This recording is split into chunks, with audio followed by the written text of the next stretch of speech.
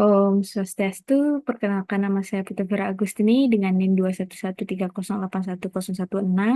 Di sini saya akan mempresentasikan terkait dengan UAS kewirausahaan. Nah, soal yang pertama yakni salah satu usaha yang bagus di dekat kampus adalah usaha gorengan. Nah, bisnis ini cukup menarik dari masa ke masa, di mana gorengan ini menjadi primadona di kala musim dingin atau musim hujan. Nah, modal yang dikeluarkan pun tidak terlalu banyak, tapi untungnya yang berlimpah. Kemudian, buatlah rancangan bisnis model kanvas usaha gorengan ini dan jelaskan keuntungan dan risiko gagal bisnis ini. Berikut merupakan rancangan bisnis model kanvas dari usaha gorengan ini. Yang pertama ada key partner.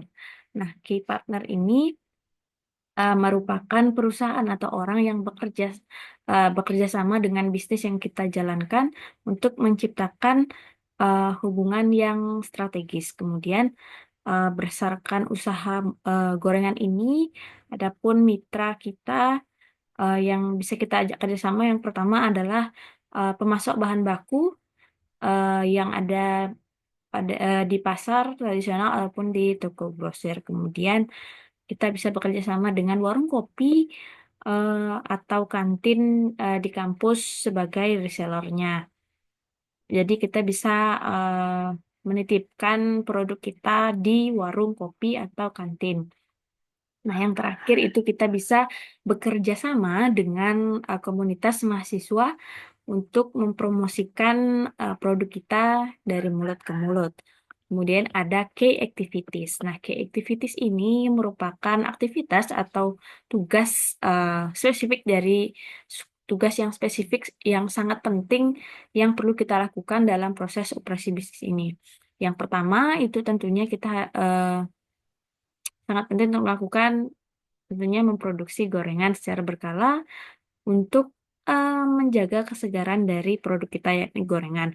Kesegaran ini maksudnya produk masih dalam keadaan hangat atau panas, kemudian dalam kondisi kering, renyah dan lain-lainnya. Kemudian em, yang kita lakukan tentunya mempromosikan produk kita usaha gorengan ini di sekitar kampus dan media sosial. Kemudian kita juga harus melakukan pengelolaan bahan baku dan stok dari gorengan ini seperti tepung dan lain-lainnya. Dan yang terakhir yang harus kita lakukan adalah melayani pelanggan dengan cepat dengan tujuan agar pelanggan eh, puas dengan apa yang kita berikan. Nah, yang ketiga yakni ada eh, value proposition. Nah, value proposition ini bisa dibilang merupakan elemen yang paling penting dari rancangan bisnis modern kanvas ini. Yang dimana value proposition ini merupakan penawaran yang mendasar yang ingin kita berikan kepada pelanggan kita. Nah, dari usaha gorengan ini kita akan memberikan kepada pelanggan kita, yakni gorengan yang murah, kemudian berkualitas, tetapi tetap berkualitas, kemudian rasanya yang lezat dengan banyak variasi menu seperti bakwan, tempe, tahu isi, kemudian eh, tahu gejrot misalnya, dan pisang goreng dan lain-lainnya. Kemudian eh, dari gorengan ini juga cocok untuk cemilan atau teman makan eh, di area kampus sebelum kuliah dimulai seperti itu. Kemudian yang akan kita berikan yakni layanan yang cepat dan tentunya ramah. Yang selanjutnya ada customer relationship. Nah, customer relationship ini merupakan em, berbagai jenis interaksi yang kita miliki eh, dengan pelanggan kita. Nah, hal ini bisa dilakukan dengan melakukan pelayanan yang ramah dan konsisten, kemudian apa sih yang kita interaksi apa sih yang bisa kita lakukan yakni dengan memberikan promo atau diskon untuk pembelian-pembelian tertentu dari pelanggan. Kemudian eh, interaksi yang kita bisa lakukan yaitu interaksi di sosial media dengan memposting hal-hal yang menarik, kemudian memberikan promo-promo harian melewati media sosial. Nah, kemudian ada customer segment. Nah, customer segment ini adalah berbagai jenis pelanggan yang eh, yang dikelola atau eh, yang ingin kita capai seperti itu dari bisnis ini. Yang utamanya dalam usaha gorengan ini karena kita berada di sekitar kampus, eh, tentunya pelanggan atau customer yang kita utamakan adalah dari mahasiswa yang notabene banyak di wilayah kampus. Kemudian karyawan kampus, yakni seperti dosen atau staf karyawan dari kampus. Kemudian yang terakhir itu warga sekitar eh, di kampus. Nah, usaha gorengan ini bisa jadi penikmat bagi warga sekitar di kampus juga. Yang selanjutnya ada key research. Key research ini eh, adalah aset, yakni berupa barang, tempat, atau tenaga kerja yang diperlukan dalam mengoperasikan dan memberikan value proposition dari bisnis ini. Yang pertama, yakni ada bahan baku yang berkualitas seperti minyak goreng, tepung, sayur, tahu, tempe, dan lain-lainnya. Kemudian yang paling penting, aset yang paling penting yakni peralatan masak dan juga lokasi eh, strategis di dekat kampus. Kemudian yang terakhir ada tenaga kerja. Nah, sekian yang disampaikan terkait dengan key research. Yang selanjutnya ada channel. Nah, channel ini adalah berbagai struktur dan metode yang digunakan untuk menyampaikan produk, di mana produk ini kepada para pelanggan. Kemudian channels ini mencakup semua saluran pasokan, seperti saluran distribusi, kemudian pemasaran dari perusahaan. Nah, hal ini yakni yang pertama, yakni dengan penjualan langsung eh, di kios dekat kampus. Kemudian eh, bisa dengan mempromosikan atau mendistribusikan barang kita dengan sistem pre-order melalui WhatsApp atau media sosial. Kemudian eh, kerjasama dengan kantin dan warung kopi di sekitar kampus. Sekian terkait dengan channel. Kemudian eh, cost structure. Nah, cost structure ini mengacu pada bagaimana perusahaan membelanjakan uang untuk operasionalnya. Nah, hal-hal yang perlu eh, dibelanjakan oleh usaha gorengan ini yang pertama ada bahan baku harian, kemudian sewa tempat atau kios atau sewa gerobak yang eh, diperlukan, kemudian biaya gas, listrik, dan juga air, kemudian gaji karyawan jika kita eh, mempekerjakan orang lain, bisa berikan gaji karyawan. Kemudian biaya lainnya seperti biaya promosi, yakni brosur dan media sosial juga perlu dirancang seperti itu. Kemudian yang terakhir yakni revenue uh, streams. Nah, revenue stream ini atau aliran pendapatan itu adalah sumber arus kas perusahaan atau usaha. Nah, aliran pendapatan ini merupakan berbagai cara dari value proposition untuk menghasilkan uang. Nah, kemungkinan sebuah usaha ini itu memiliki beberapa aliran pendapatan. Nah, dari usaha gorengan ini, beberapa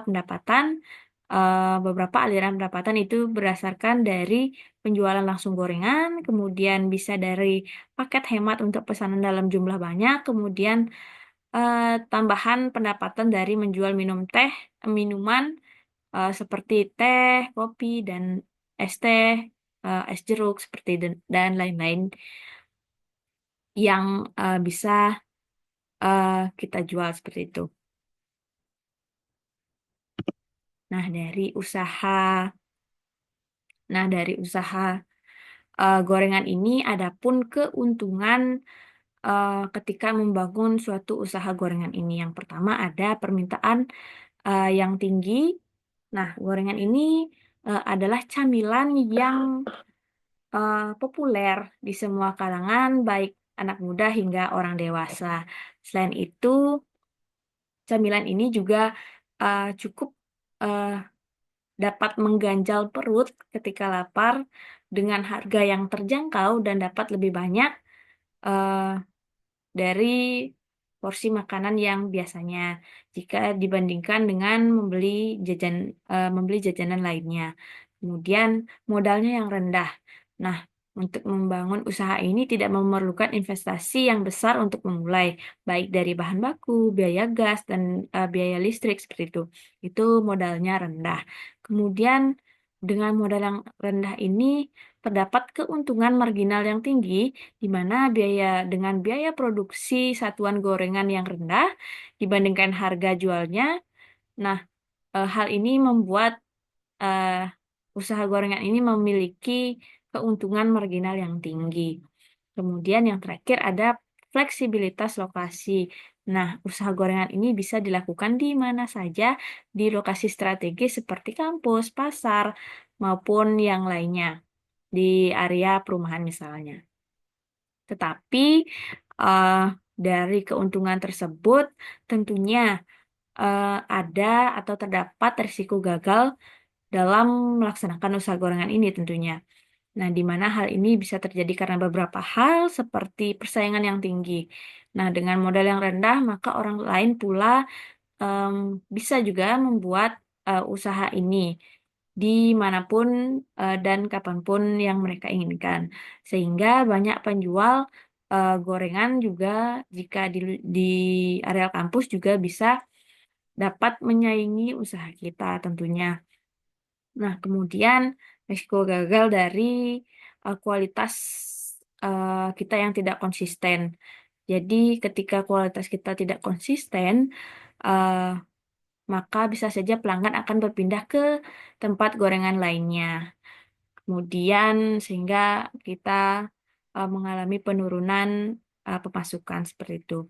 Kemudian perubahan harga bahan baku dengan kenaikan harga minyak itu nantinya dapat mempengaruhi profitabilitas dari usaha kita.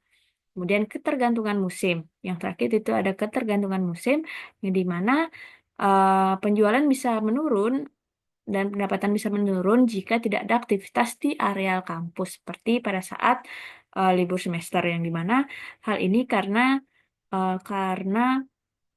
eh, customer segmen kita yang utama adalah mahasiswa sehingga jika mahasiswanya pada berlibur jadi eh, bisa saja penjualan kita menjadi mengalami penurunan seperti itu. Nah, kemudian soal yang kedua, yakni jelaskan pendapat Anda kalau usaha pisang coklat ini. Kalau usaha pisang coklat, apakah bisnis ini juga cocok dilakukan di lingkungan kampus? Sebutkan keunikan yang Anda ingin tawarkan pada pelanggan dibandingkan dengan kompetitor yang ada di lingkungan kampus. Nah, terkait dengan usaha pisang coklat ini, usaha ini sangat cocok dilakukan di lingkungan kampus karena beberapa hal yakni sebagai berikut. Yang pertama, popularitas eh, dari cemilan manis seperti itu. Nah, pisang coklat memiliki eh, daya tarik yang universal, terutama bagi pecinta makanan-makanan manis. Itu makanan manis ini rata-rata anak-anak muda biasanya suka dengan makanan manis seperti itu. Kemudian modal yang relatif rendah. Nah, lagi-lagi bahan baku yang digunakan seperti pisang, coklat, dan kulit lumpia itu mudah didapat dengan harga yang terjangkau juga. Kemudian target pasar yang sesuai. Nah, seperti yang saya katakan tadi, anak muda merupakan eh, dominan suka dengan makanan manis sehingga target pasarnya sesuai yakni mahasiswa juga eh, suka makanan manis. Selain itu mahasiswa juga mencari camilan-camilan yang murah dengan cemilan-cemilan yang murah. Nah, dengan modal yang relatif rendah, maka harga jual pun murah sehingga kami eh, sehingga mahasiswa itu bisa dapat makanan atau camilan yang murah dengan rasa yang enak dan juga dengan mudah didapat sehingga pisang coklat menjadi pilihan yang pas apalagi untuk dapat mengganjal perut ketika pagi hari sebelum sarapan seperti itu. Eh, Adapun berbagai keunikan yang dapat kita tawarkan eh, untuk membuat usaha pisang coklat ini. Yang pertama, itu ada variasi rasa dan juga topping. Nah, kami akan menyediakan berbagai varian rasa. Salah satunya salah satunya adalah variasi rasa coklat, kemudian rasa coklat susu, white coklat atau hazelnut. Kemudian ada topping-topping seperti keju, Oreo, kacang, meses, atau marshmallow. Selain itu juga kita bisa menambahkan varian rasa yang kekinian, yakni seperti matcha, tiramisu, ataupun red velvet seperti itu. Kemudian penyajian yang modern. Nah, hal ini kita bisa tawarkan, yakni dengan membentuk eh, produk bentuk bentuk baru dari pisang coklat seperti spiral atau mini roll seperti itu. Kemudian kita bisa tawarkan pilihan-pilihan yang sehat seperti eh, pisang coklat rendah kalori, kemudian coklatnya eh, yang digunakan itu tanpa gula lagi, kemudian bisa pisang coklatnya dipanggang seperti itu. Kemudian kita bisa tawarkan juga konsep pembelian bisa request. Nah, pelanggan juga bisa memilih isian sesuai dengan keinginannya dia. Jadi nanti untuk konsep pembelian bisa request ini sebelumnya kita meminta kepada pelanggan untuk melakukan order atau PO seperti itu ke kita. Jadi pelanggan bisa merequest eh, apa yang ingin mereka beli seperti penambahan madu, penambahan butter seperti itu dalam pisang coklatnya. Kemudian untuk harga mahasiswa. Nah, kami juga menyiapkan harga spesial atau paket hemat seperti 3 gratis 1 atau paket combo yang berisi dengan minuman atau minuman teh atau susu atau jeruk seperti itu. Nah, yang terakhir kita menawarkan layanan digital dan delivery. Nah, kita di zaman ini eh, harus bisa eh, memainkan peran dalam dunia digital. Nah, kita bisa menggunakan platform seperti WA, kemudian Instagram untuk melaksanakan atau mempromosikan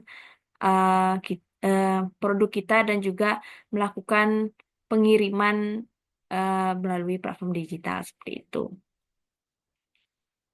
Sekian yang bisa saya sampaikan terkait dengan eh, soal nomor 2. Selanjutnya, nah, soal yang ketiga yakni banyaknya tugas yang diberikan kepada mahasiswa biasanya akan menyebabkan performa laptop maupun komputer yang mereka miliki berkurang. Nah, mereka juga sering kehilangan data-data penting di laptop mereka. Nah, maka dari itu jasa servis laptop dan komputer akan sangat diperlukan. Apa yang harus Anda persiapkan kalau Anda berbisnis jasa servis laptop dan komputer? Nah, di sini dalam memulai bisnis jasa servis laptop dan komputer pribadi tentunya harus memiliki pengetahuan dan keterampilan teknis terkait dengan hardware, software, mungkin troubleshooting laptop dan juga komputer tentunya. Jika memiliki jika kita memiliki sertifikasi seperti sertifikasi CompTIA, A+, Microsoft Certified, atau Cisco Certified tentunya lebih bagus untuk menambah kepercayaan konsumen terhadap kita. Setelah modal awal berupa pengetahuan, keterampilan sudah kita kuasai, hal berikutnya adalah Yang perlu disiapkan adalah peralatan yang memadai untuk jasa servis. Nah, setidaknya kita perlu menyiapkan toolkit seperti obeng, tang, pinset, multimeter, thermal paste, dan lain-lainnya. Kemudian kita juga perlu mempersiapkan software pendukung dan fasilitas pendukung lainnya. Nah, untuk terjun ke dalam dunia bisnis, tentunya ada dua hal tersebut tidak tentunya dua hal tersebut tidaklah cukup seperti itu karena kita juga harus memperhitungkan modal yang akan kita keluarkan baik dari awal pembukaan maupun keberlanjutannya. Nah, hal yang perlu diperhitungkan mencakup pengadaan awal untuk membeli toolkit dan software legal, kemudian stok suku cadang, kemudian biaya sewa, listrik, dan lain-lainnya. Nah, dengan persiapan yang cukup matang tersebut, maka untuk merealisasikannya, kita juga harus mempertimbangkan lokasi yang strategis, seperti dengan kampus, em, promosinya, agar bisnis yang kita jalankan itu cepat dikenal.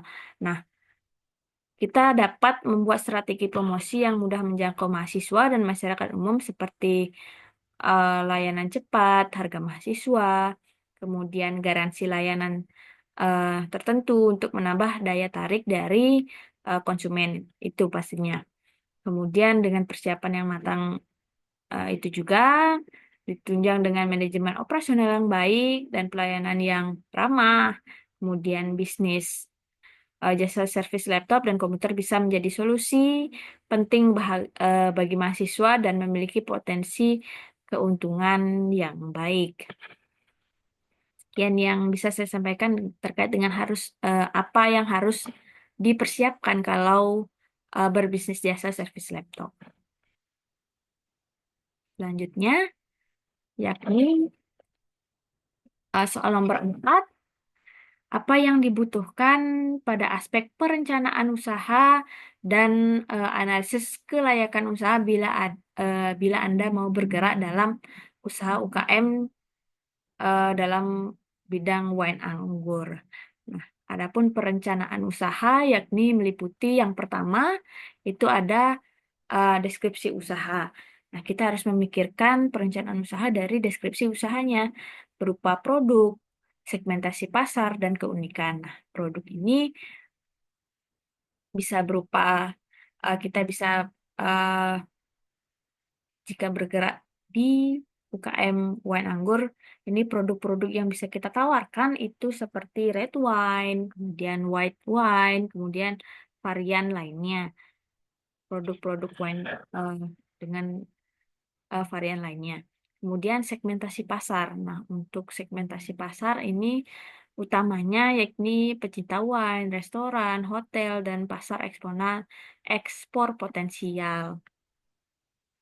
Kemudian keunikan apa yang kita tawarkan untuk jika bergerak dalam usaha UKM bidang wine ini, yakni keunikan-keunikan menggunakan anggur-anggur lokal, kemudian bahan baku eh, sebagai bahan baku utamanya, kemudian proses pembuatannya yang tradisional dan teknologi modern bisa ditawarkan dalam usaha ini. Kemudian melaksanakan analisis pasar berdasarkan permintaan pasar, kompetitor, dan target konsumen. Kemudian lokasi dan produksi itu juga perlu dilakukan perencanaan seperti memikirkan jarak yang tepat dengan antara area pertanian dan juga lokasi produksi untuk menekan biaya logistik. Dan selain itu kita juga memikirkan bahwa fasilitas produksi memerlukan area untuk fermentasi dan juga penyimpanan. Jadi memerlukan lokasi yang cukup luas seperti itu. Kemudian memikirkan terkait dengan sumber bahan baku, dari mana kita harus mempunyai hubungan baik dengan kemitraan, anggur-anggur lokal yang ada di daerah eh, yang akan kita gunakan untuk usaha seperti itu. Kemudian proses produksinya. Nah, proses produksinya kita harus memikirkan bagaimana sih uh, untuk pemilihan bahan baku yang berkualitas, kemudian bagaimana proses fermentasi dengan kontrol kualitas kontrol yang ketat seperti itu. Kemudian kita harus memikirkan terkait dengan regulasi dan legalitas dari usaha yang akan kita jalankan. Kemudian strategi pemasaran. Nah, ini merupakan hal yang penting juga dalam melaksanakan usaha untuk memperkenalkan produk kita seperti branding, kemudian distribusi, promosi, dan harga yang akan kita berikan kepada konsumen dengan memperhitungkan dengan memperhitungkan biaya eh, yang sebelumnya sudah kita pikirkan dari bahan baku, kemudian dari proses produksinya, alat-alatnya, listrik, dan lain-lain. Kemudian kita bisa menentukan harga yang akan kita berikan kepada pelanggan seperti itu. Kemudian yang terakhir yang tentunya rencana keuangan. Nah, hal rencana keuangan ini perlu kita sangat-sangat teliti dan juga sangat-sangat kita uh, perhatikan dalam perencanaan usaha. Kemudian untuk apa sih uh, analisis kelayakan yang dibutuhkan? Yakni yang pertama ada analisis dari aspek teknis. Nah, terkait dengan aspek teknis ini terkait dengan ketersediaan bahan baku dari anggur lokal secara konsisten, eh, kemudian eh, kualitas proses produksi yang memenuhi standar, wine yang berkualitas tinggi, dan juga fasilitas penyimpanan untuk fermentasi dan agingnya. Kemudian eh, analisis kelayakan usaha dari aspek pasarnya. Nah, hal ini terkait dengan potensi penyerapan pasar untuk wine anggur lokal dengan branding yang khas, kemudian kebutuhan pasar untuk produk wine seperti lokal dan juga ekspor seperti itu. Kemudian dari aspek eh, finansial, yakni berdasarkan BEP, yakni menghitung waktu yang dibutuhkan untuk balik modal, kemudian ROI, Return on Investment yang menganalisis potensi keuntungan dari investasi awal, kemudian aspek finansial lainnya yakni tentunya resiko keuangan. Nah, perubahan harga anggur ini terkait dengan jika eh, kita harus memikirkan jika terdapat perubahan harga anggur dan biaya operasional. Kemudian analisis kelayakan usaha dari aspek hukum. Nah, hal ini terkait dengan legalitas atau kelengkapan izin produksi dan distribusi minuman beralkohol dan regulasi pajak juga cukai sesuai dengan peraturan pemerintah. Kemudian yang terakhir yakni aspek sosial. Nah, hal ini misalnya dengan pemberdayaan petani anggur lokal untuk meningkatkan ekonomi masyarakat sekitar dan membangun persepsi positif di masyarakat terkait dengan edukasi tentang wine sebagai bagian dari budaya kuliner. Nah, hal ini yang dibutuhkan pada aspek perencanaan usaha, analisis peren- pada aspek perencanaan usaha dan analisis kelayakan usaha eh, bila mau bergerak pada usaha bidang wine anggur.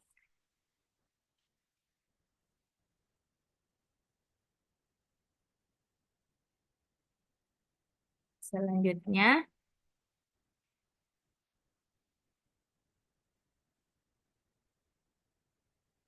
selanjutnya adalah soal yang kelima, jelaskan dan berikan contoh resiko usaha bila Anda berusaha untuk mengembangkan kopi lokal.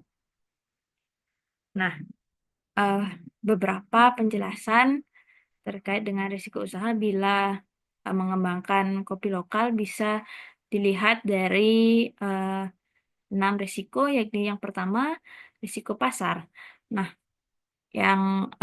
hal ini yang pertama seperti penetrasi pasar yang sulit itu dengan produk kopi lokal yang menghadapi persaingan dengan kopi impor atau merek besar yang sudah dikenal luas merupakan resiko eh, kita yang kita hadapi jika mengembangkan kopi lokal. Nah, seperti contohnya eh, masyarakat lebih memilih kopi merek terkenal daripada dengan produk lokal yang belum dikenal, apalagi baru dibangun seperti itu. Kemudian perubahan preferensi konsumen. Nah, selera dari konsumen itu bisa berubah. Misalnya dia dari kopi suka kopi robusta, kemudian ke kopi arabica, atau ke kopi susu yang kekinian. Nah, contohnya bisa jika fokus mm, hanya pada robusta, kemudian bisnis ini bisa tertinggal saat tren arabica lebih populer seperti itu. Kemudian ada resiko uh, produksi. Yang pertama itu ketergantungan pada cuaca dan iklim. Nah, kopi ini adalah komoditas pertanian yang rentan terhadap cuaca ekstrim dan perubahan iklim. Contohnya, pada musim hujan berkepanjangan bisa merusak hasil panen sehingga stok kopi menurun drastis. Nah, risiko-risiko ini uh, bisa membuat penurunan kualitas dan penurunan produksi dari pengembangan kopi lokal. Kemudian keterbatasan infrastruktur. Nah, jika usaha di pedesaan ini yakni akses untuk transportasi bahan baku dan distribusi ke pasar bisa menjadi sebuah kendala seperti itu. Contohnya dengan biaya logistik naik karena eh, di perbukitan seperti itu karena lokasi yang terpencil dari perkebunan ke pabrik eh, pengolahan gitu. Jadi biaya logistiknya menjadi naik karena lokasinya yang terpencil dan jauh dari pabrik seperti itu.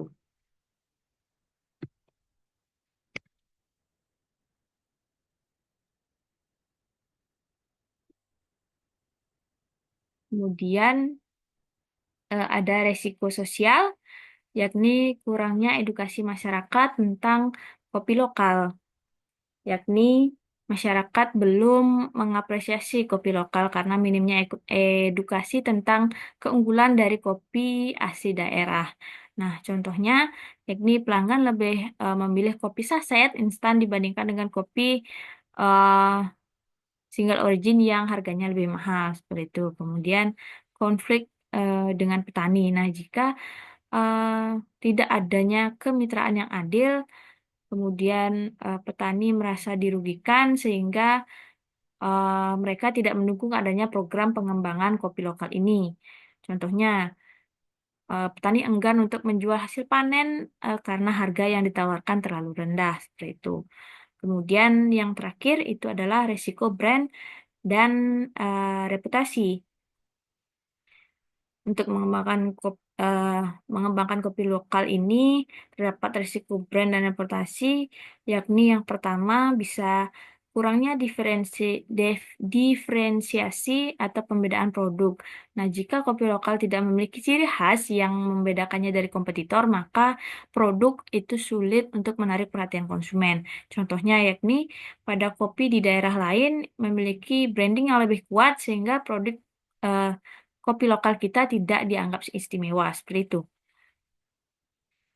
Dan keluhan dari konsumen ini terkait dengan reputasi dari kopi lokal yang kita bangun seperti itu. Nah, jika ada keluhan terkait rasa atau kualitas, nah reputasi brand bisa juga turun.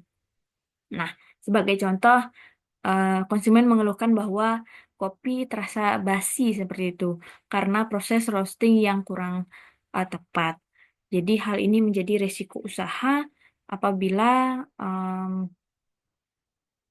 kita mengembangkan kopi lokal. Tapi bukan hanya kopi lokal, kopi lain juga bisa mengalami risiko-risiko ini, tapi kopi lokal yang